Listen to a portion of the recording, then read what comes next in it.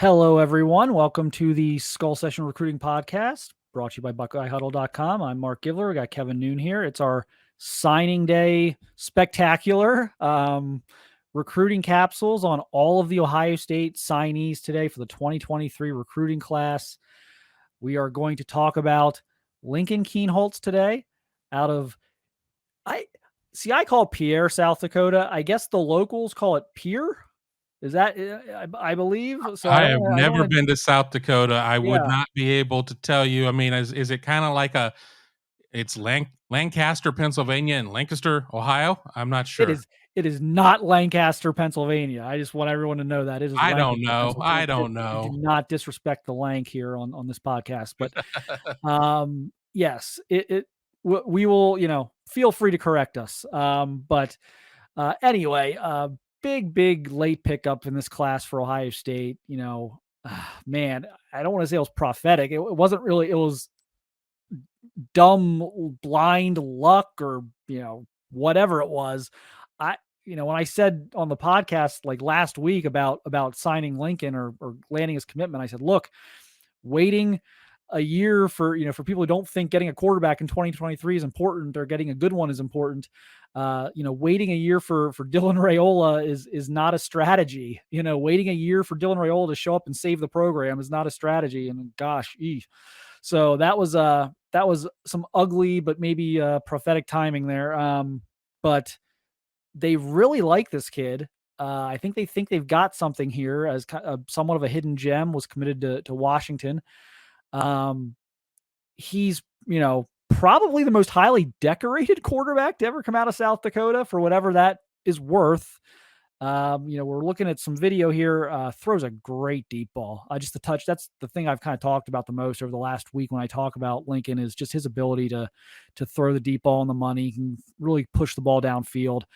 Kevin, what do you see here? We're both, neither of us went out. We didn't go to South Dakota on Southern Swing. So we didn't get to watch him throw. Just not a guy that a lot of people have seen in person. But Kevin, just your impressions here on what Ohio State might be getting.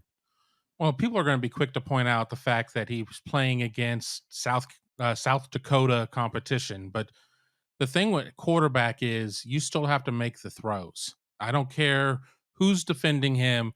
If you don't make the throw, it's not going to matter. So he has shown the ability to make these throws. I mean, big kid at 6'3", 185 certainly is going to fill out some.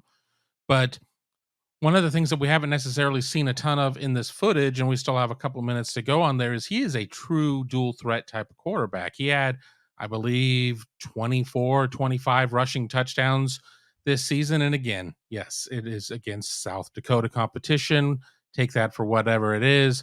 Then again, we're also going to see North Dakota State and South Dakota State in the FCS championship game. I can't say for sure that all those kids are out of the Dakotas, but I think that this is a better fit for Ohio State with what they want to do compared to where maybe Brock Glenn was.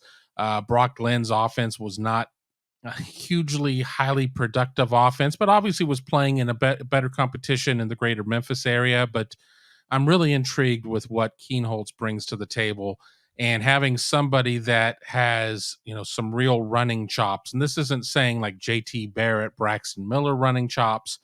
This is a true dual threat as opposed to kind of a run first guy largely.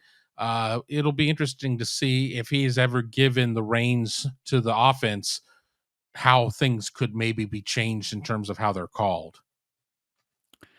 Yeah. So what I really like about him, and we mentioned what a good athlete he is. So he's an all-state baseball player. He's an all-state basketball player as well. So he's a 3-sport guy. He's a really good athlete. But you see the baseball stuff here when they throw these quick little bubble screens or these little crossers, and you see his arm angle change. He can kind of drop down and do the 3/4. And there's something to some of these bubble screens where you're just turning and firing really fast. There's almost a component of like a second baseman or a shortstop turning a double play, and how they have to contort their bodies. They have to quickly turn and get their shoulder squared, and then they kind of just have to zip it as quickly as possible and as accurately as possible. And so I see that baseball player kind of come out on that. So that's an interesting component to me, is just watching the different arm angles on his video. And again, I talked about, I like the deep ball, and then the deep ball placement's, very, very good. He's able to push the ball vertically. But again, there's legs there too, as you mentioned. He can run a little bit, and I know that's kind of been, gosh, that's not kind of been. That's been a huge debate in the Buckeye sphere of is Ohio State running the quarterback enough? But so he's got that ability to him. He to me is more of a guy, like you said, he's not Braxton Miller. He's more of a guy who gets those back breaking, 3rd and 8, and you go into man coverage and you forget about him, and he runs for 12 yards and keeps the drive going, and, makes defensive coordinators pull their hair out. That's the kind of runner he is, more so than a guy who you're going to, run into between the tackles, 12, 15 times a game. But, has a lot going for him athletically, and just a guy who seems to keep getting better and better. And again, 3-sport athlete, one of those guys who seems to, whatever he wants to learn, whatever he tries to pick up athletically, it seems to come easy. It comes easy enough for him. I'm not saying he doesn't work hard, but just one of those guys who is a very natural athlete. We look back at his recruiting process, or Ohio State's path to landing him, and it was wild. They land, sorry, too soon, apologies in advance, PTSD here, but, they land Dylan Raiola early before they have a 2023 quarterback.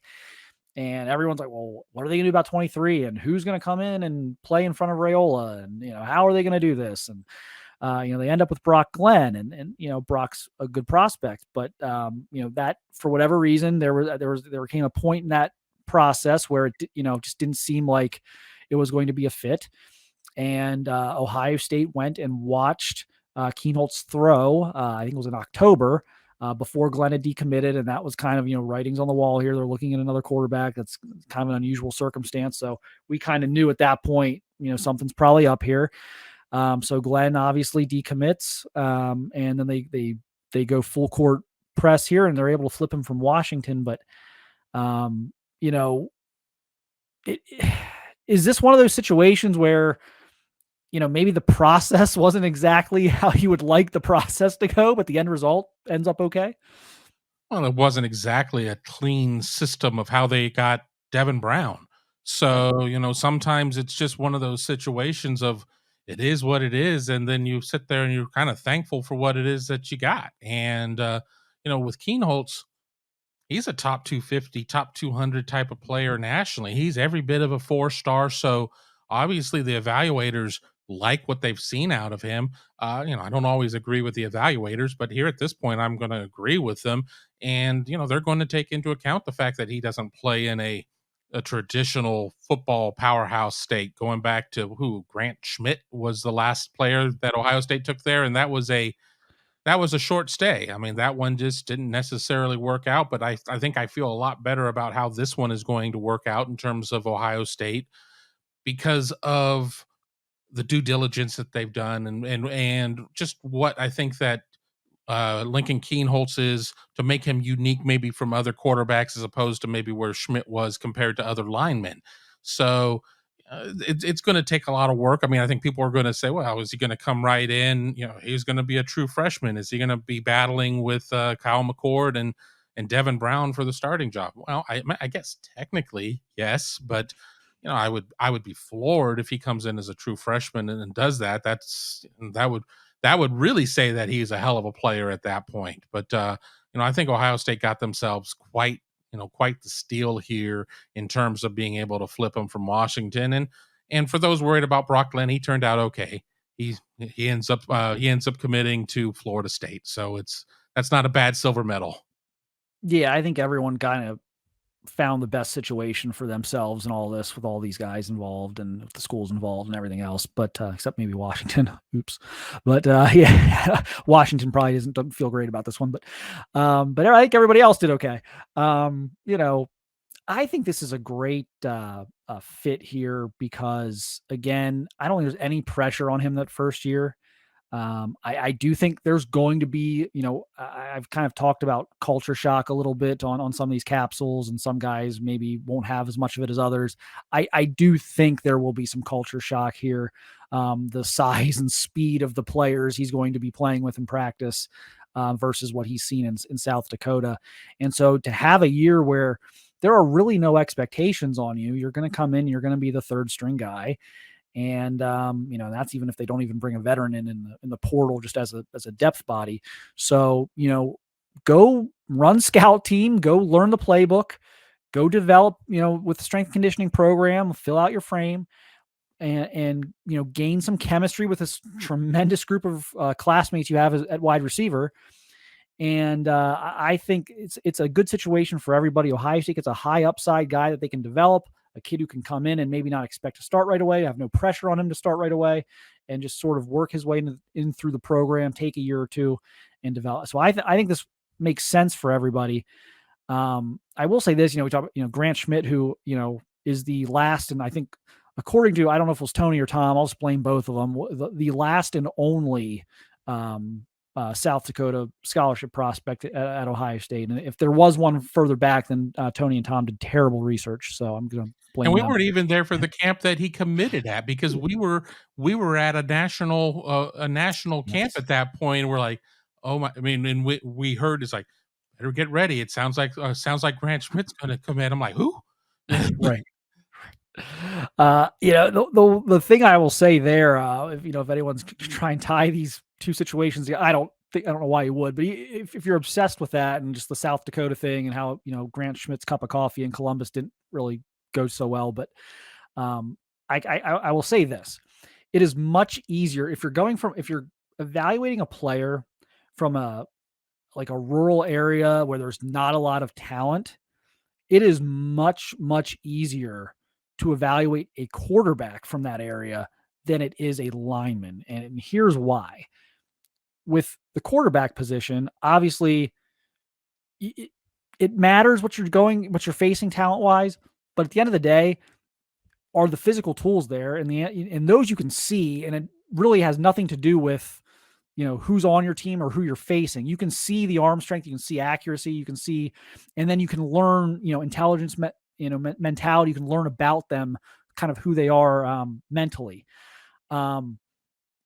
With offensive linemen in this situation, and this isn't just a South Dakota thing. This is like a small school Ohio thing. Like, this is an issue for years. These guys are the biggest just monsters on these fields. There are linemen in some of these games where, you're 6'5", 285 pounds, but you're blocking guys who are 5'10", 195 pounds. And how on earth am I supposed to try and translate that to blocking JT Tuimoloau? I mean, how am I supposed to translate that, to blocking Will Anderson coming off the edge? There's no way to do that. And what's worse is you can't even really look at them, and you don't get the full mental picture either, because they're dominating these guys, but they've never been hit in the mouth by anyone their size. And so you have no idea how someone is going to react. This guy may look like the meanest kid in the world, but the minute he, some upperclassman at Ohio State or Michigan or Penn State punches him in the mouth in practice, he may fold like an accordion. I mean, you just don't know.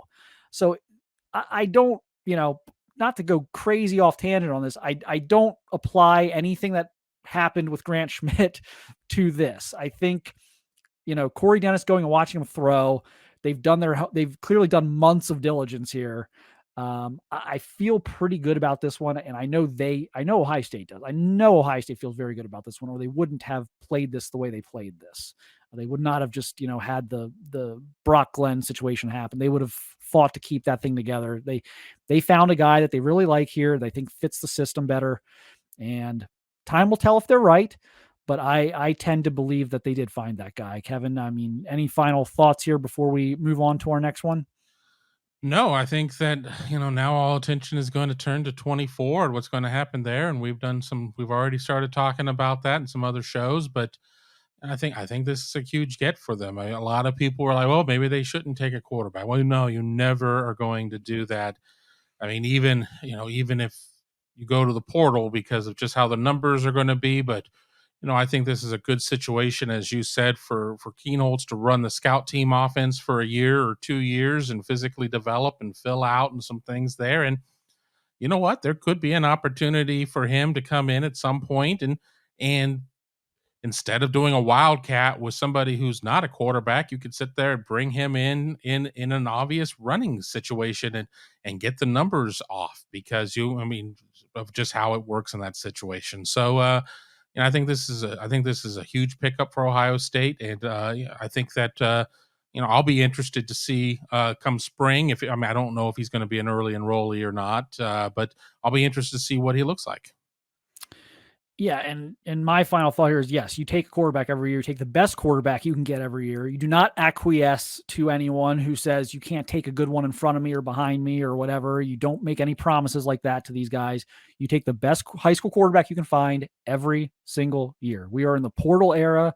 As I said the other day on our website, on the message board, quarterback rooms across college football are turnstiles at this point.